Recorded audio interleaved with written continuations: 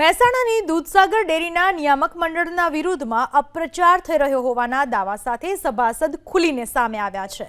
2 દિવસ પહેલા પાટણમાં વિરોધ કરવાના નામે યોજાયેલ કાર્યક્રમમાં ભાડુતી માણસો લાવી નિયામક મંડળનો વિરોધ કરાયાનો અનેક સભાસદોએ આરોપ લગાવ્યો। નવું નિયામક મંડળ આવ્યા બાદ દૂધના ભાવમાં વધારો અપાતો હોવાની તેમજ પશુપાલકોના હિતને પ્રાધાન્ય અપાતું હોવાનું પણ સભાસદોનો દાવો છે। હારીજના પશુપાલક સભાસદોએ એબીપી અસ્મિતા સાથેની વાતચીતમાં આ મુદ્દે કરી સ્પષ્ટ વાત। સભાસદોની વિરુદ્ધમાં ઉશ્કેરણી કરવામાં આવતી હોવાનો આરોપ લગાવવામાં આવ્યો। મહેસાણાની દૂધસાગર ડેરીના નિયામક મંડળના વિરુદ્ધમાં અપપ્રચાર થઈ રહ્યો હોવાનો દાવો કરાયો।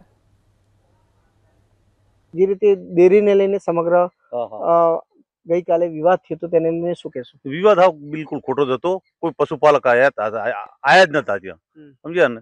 એટલે આ બધું ખોટું ચૂંટણી લક્ષી બહારથી ભાડોતી માણસો લઈ અને આ કરવામાં આવેલું છે। એવું કહેવાય કે ડેરી પૂરતા ભાવો નથી હાલતા, આવું કે શું ખરેખર છે? ના પેલા 5% હતો, ત્યારે 15% ડેરી આપે છે। તળિયે ડેરી જતી રહેલી આગળ લાવી અશોકભાઈ નો વહીવટ આવ્યો ને ત્યારથી એટલું બધું માણસોને સંતોષકારક ભાવ વધારો મળ્યો છે, આટલો બધો દૂધનો ભાવ મળે છે। આથી બીજું વિશેષ હોય છે, પણ આ બધું ચૂંટણી લક્ષી છે, બીજું કઈ છે જ નહીં। કાકા તમે કયા ગામથી આવો? જૂના મોકરાથી। તો શું કેટલું દૂધ ભરાવો? દૂધ તો 107 લીટર જેવું।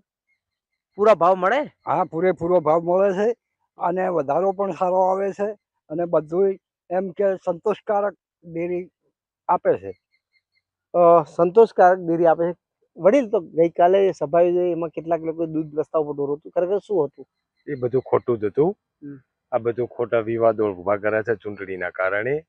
આમાં કોઈ પશુપાલકોનો કઈ છે જ નહીં અને પશુપાલકોને જે પૂરતો ભાવ વધારો મળી રહેશે। પછી દાણની વાત કરી, એમાં પણ સુધારો ઘણો છે અશોકભાઈના શાસનમાં। બીજું કોઈ અશોકભાઈના શાસનમાં સારો વહીવટ છે, પશુપાલકો સંતોષકારક છે, પણ આ બધું ખોટું ઊભું કરે છે ચૂંટણીના કારણે। શું કહેવું? તમે કયા ગામથી આવો? હું વેજાવાડા પૂર્વ સરપંચ હતો, કાળાભાઈ દેસાઈ।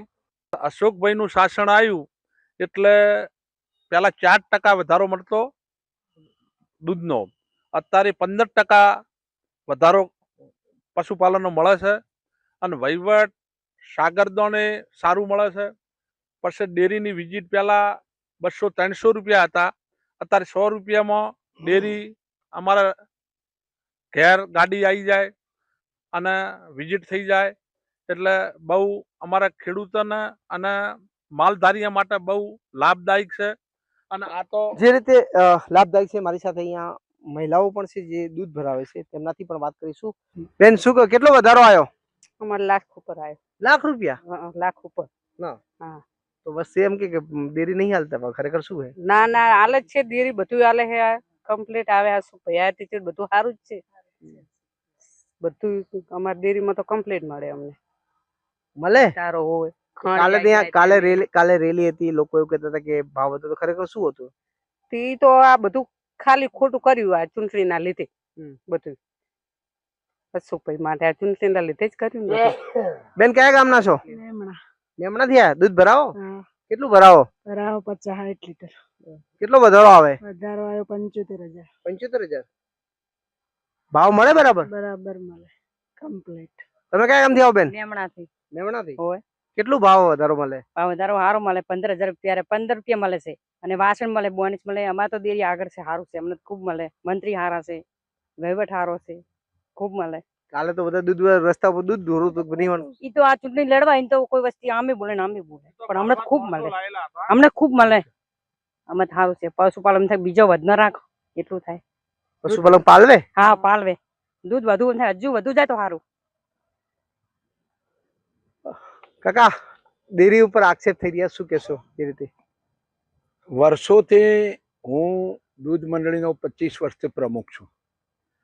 અશોકભાઈ આયા પછી દૂધ વધારાનો ભાવ વધારો મળે છે, પશુ સેવા સારી છે।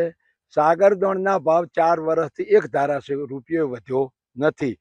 ક્લેમ જે અકસ્માતથી વીમો થાય એમાં 59 ઉંમર હતી, એના બદલે 65 કરી છે। આટલું બધું હાલવા છતાં ક્યાંક ને ક્યાંક વિરોધ તો થઈ રહ્યો છે। વિરોધનું કારણ એક જ છે કે આ શિવરામભાઈ જે મોર થયા ને, એ 2 મહિના મોર અશોકભાઈને પાઘડી પહેરાઈ હતી હરવાર, પણ હવે કનેક્શન થયું છે માણસા સાથે। અશોકભાઈના વિરોધમાં મોણસાના ડિરેક્ટરો આવતા એ પૈસે ટકે સુખી છે. તે આ અશોકભાઈના શબ્દો છે, શિવરામભાઈના, મારી રૂબરૂ, કે મારે તો 25 રૂપિયા મળે એના ગુણગાન હું ગાઉં છું.